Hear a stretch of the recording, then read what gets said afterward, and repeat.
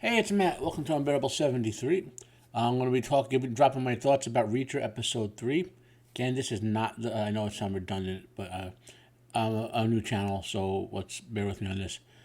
My format for these reviews is episodes I will do my thoughts on, and at the end of the season, I'll give you a season summary type or a detailed review. So Episode 3, it's to me, it's the best episode of the season by far. I told you last episode 2 had some pacing issues in that maybe second act area where it just felt like they could have put a bigger action scene or something. It felt like they were spending too much time going places and not enough time doing things, right? There was none of that in this episode. This, by the way, this little standoff right here that we're seeing in my thumbnail and on the VLC freeze frame, that is my favorite moment in the thing. Reacher shows you how intelligent Reacher as a character is, right? So Reacher really doesn't want to raffle stomp this guy and wind up in jail for the rest of his life, right? So what this scene is about is Reacher is trying to get the measure of this guy in a very primordial way.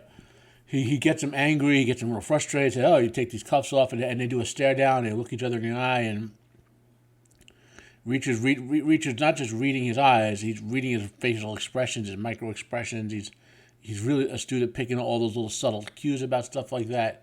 And I think at this point, he understands that this is not a corrupt detective. If it is a corrupt detective, I didn't read the books that this particular season is based on. This guy's corrupt. It's one of the best snow jobs that they've done in the audience, covering for a guy being corrupt. But Reacher's getting a read on this guy, and my take of the read is that Reacher's saying this guy is legit. He's a legit good cop, and I can work with this guy. Now, we know that Reacher is planning on killing everyone who's responsible for his team's death, right? And we know this guy wants to capture him. We know there'd be a conflict there, so be interesting to see how that works out. On one hand, they could do something where the bad guys basically kill this guy's family or something, and then he's like, okay, yeah, Reacher, we'll off him, On the other hand, it could be something where, Reacher lets him arrest him, and then they just die in jail under mysterious circumstances, right? You didn't see me do the air quotations down there. I should hold my hands up where you can see them, right? So, like I said, my favorite moment, right? So let's just, we're just a little paging through here to see. So, I'm really digging how they're establishing. This is a flashback to the murder of Franzi, right? I'm digging how they're establishing Robert Patrick's character. He is hands-on. He's not a sort of like villain who like lets his other people. He's there when the bad stuff happens, so he's directly responsible for it. That type of thing. I like that. Let's, and I like how he said the big guy's gonna get you. That was a cool thing. This scene here with the gun guy. This is the one kind of weak scene in the whole whole episode. Okay, how Reacher gets a hold of the guns, right? So, for those who don't know, this takes place in New Jersey, right? And New Jersey is a crazy anti-gun state. Like, there's almost no way a gun store owner would do anything like this, okay? If you want to know how crazy New Jersey is for anti-gun, there was a guy who was a cop, I think, in Pennsylvania or maybe Delaware, and he was going for a job interview to be a cop in New Jersey, right? So he had his legal gun with him, right? Which, if I recall correctly, in many states, cops are required to be armed at all times, even on off-duty, because they never go off-duty as cops, right? Now, yeah, maybe you should have taken it with him to the other state. There's debate about that, right? But, so he's going there to be interviewed as a law enforcement. He's a cop in another state, right? He gets pulled over, I think, by the New Jersey State Troopers on a tax ticket, speeding ticket or whatever. They use it as a pretense to search his car, right? Find the gun, which he legally owns in another state, and then try to prosecute him to put him in jail for several years. A fellow law enforcement officer, it was ridiculous. It just which would have ruined his gun rights or ruined his policeman job. I think ultimately they some deal was worked out where he was just let go and misdemeanor didn't affect anything. The guy was like, I'm never coming back to New Jersey again. You could have had a cop, a veteran cop, but that's how crazy New Jersey is with the gun control nonsense, right? It's a communist state, right?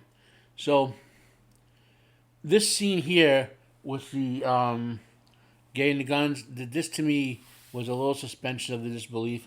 I know they're playing off the fact that New Jersey has a reputation for organized crime, for people doing under the rug, and that some of that's there. But no gun owner would risk his not only his store, but risk the charges. You know, like they do things in New Jersey. Like they know what guns he owns because it's all like he orders his product. That's got to be kept track of, right? So they were going to randomly order gun owners store like. Show me you received 17 guns from show me all 17 of them, you know? Like they'll do crazy stuff like that, you know. I think a better way to do this might have been for Reacher to use his knowledge, I'm sure this is probably what happened in the novel too, but for someone who lives in New Jersey, this is not a likely thing. So maybe a better thing to do would have been Reacher using his knowledge as a former military intelligence and policing expert to know where some mob guys are, or to know something like that. I'm not going to write the show for them, but this one bit was a little unbelievable to me.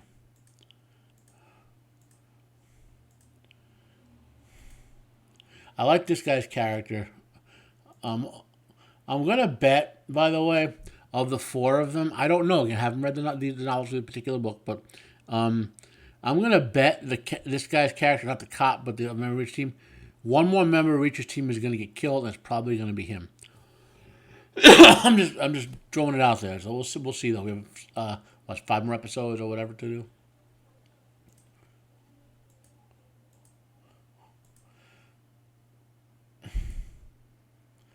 Now I thought this scene here, where they got the information from the corporation about that guy who was trying to kill them, my instinct said this was fishy to begin with. You know, granted, I have inside knowledge as to what's going on in the background, but seemed a little too easy to get that info. You know.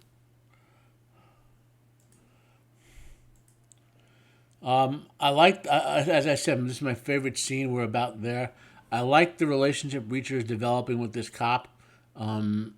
This actor, by the way, who I mentioned before, is in it's a TV show called Breakout Kings. It only lasted 2 seasons. He was great in it. I wish it to continue because it was a very interesting concept of the show.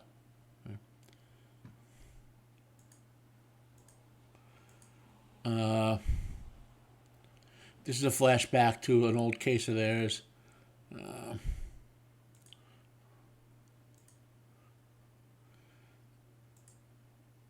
Robert Patrick, talking to this assassin guy. Now, whereas, I know in the real world the cops would have been there in 5 minutes with that massive explosion, but this is a case where you can kind of suspend it because, it was before the vast powers of the state made that one guy do. You could kind of suspend your sense of disbelief here because it isn't so much a vast power of the state, one guy not wanting to get in trouble. This is just a delayed response time to a bomb. I thought there might have been too many guys in this house, but there were 4 of them. They were elite level guys. So you're gonna have an extended fight. I get that. Maybe this house should have been a little more isolated area. And I'm just giving my general thoughts here. This is still the best episode. It's a 9 out of 10. No pacing issues, none of that. There's a couple little flaws here and there that could have made it 10 out of 10.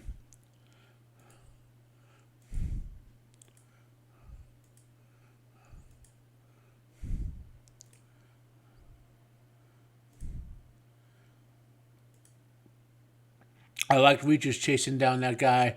I thought the dying of a heart attack was ironic but funny.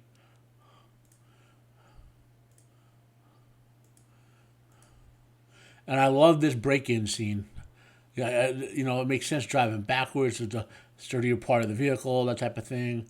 I like the way they went through here, and Reacher found some interesting evidence, and so forth with his one of his guys on the photo. So I kind of I kind of dug all that. So where do we stand? We still haven't got to the core of the mystery. In Reacher's books, and as you saw last season, there's always something running as part of the mystery that doesn't get revealed till late. So I think we're going to find something. I think that is the part about what that transaction is, that for that $650 million or whatever.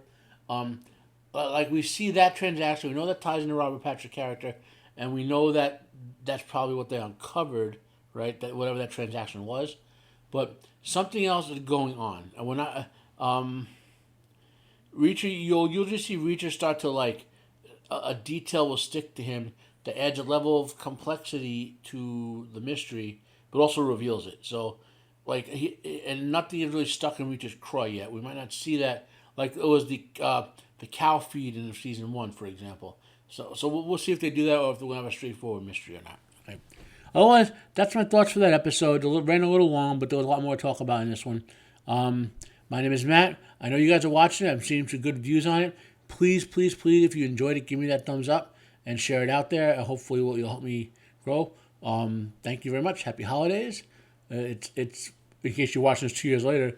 It's December of 2023. Have a nice day, and I am out of here.